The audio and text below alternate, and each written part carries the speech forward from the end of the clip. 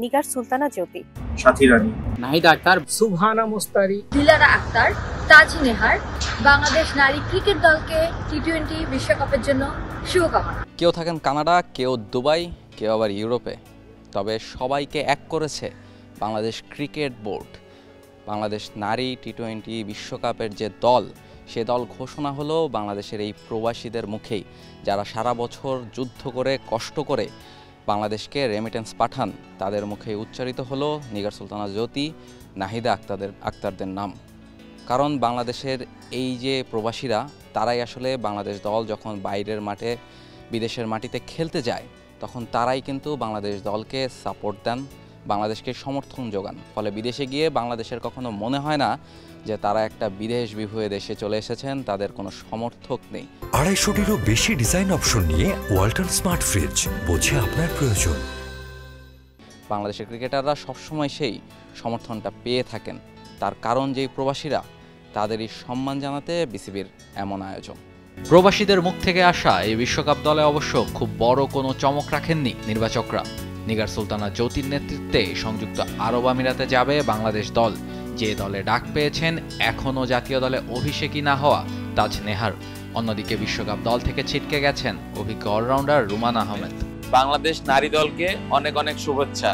যদিও এবারের নারী টি-20 বিশ্বকাপ অনুষ্ঠিত হওয়ার কথা ছিল বাংলাদেশের রাজনৈতিক পট পরিবর্তনের কারণে শেষ পর্যন্ত তা সম্ভব হয়নি। বিশ্বকাপ চলে গেছে সংযুক্ত আরব আমিরাতে। বাংলাদেশ তাদের প্রথম 3টি ম্যাচই খেলবে শারজাতে, যেখানকার কন্ডিশন ও উইকেট অনেকটা বাংলাদেশের মতো হয় নির্ভার জ্যোতিরা। মূলত এশিয়া কাপে নিজের ধীরগতির ব্যাটিংয়ের কারণেই জায়গা হারিয়েছেন রুমানা। তাতে কপাল খুলেছে হার্ড হিটার ব্যাটার সুবহানা মুস্তারির। যদিও আন্তর্জাতিক ক্রিকেটে নিজেকে সেভাবে প্রমাণ করতে পারেননি তিনি, তবে টি-20 ফরম্যাটে এমন আক্রমণাত্মক একজন ব্যাটারকে যে করেই হোক কাজে লাগাতে চায় দল। Sobhana Mostary, one of the talented cricket player we have seen recent year. Okay আমরা অনেক সুযোগ দিই, সত্যি কথা। তার হিউজ প্রসপেক্টও আছে, সত্যি কথা।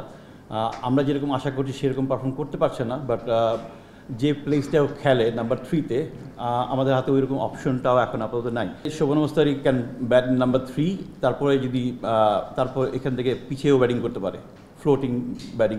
এবারের নারী বিশ্বকাপ থেকেই দলগুলোকে পুরুষদের সমান অর্থ দেবে আন্তর্জাতিক ক্রিকেট কাউন্সিল। সেটা নারী ক্রিকেটকে আরও এগিয়ে নিয়ে যাবে বলেই মনে করেন হাবিবুল বাশার সুমন।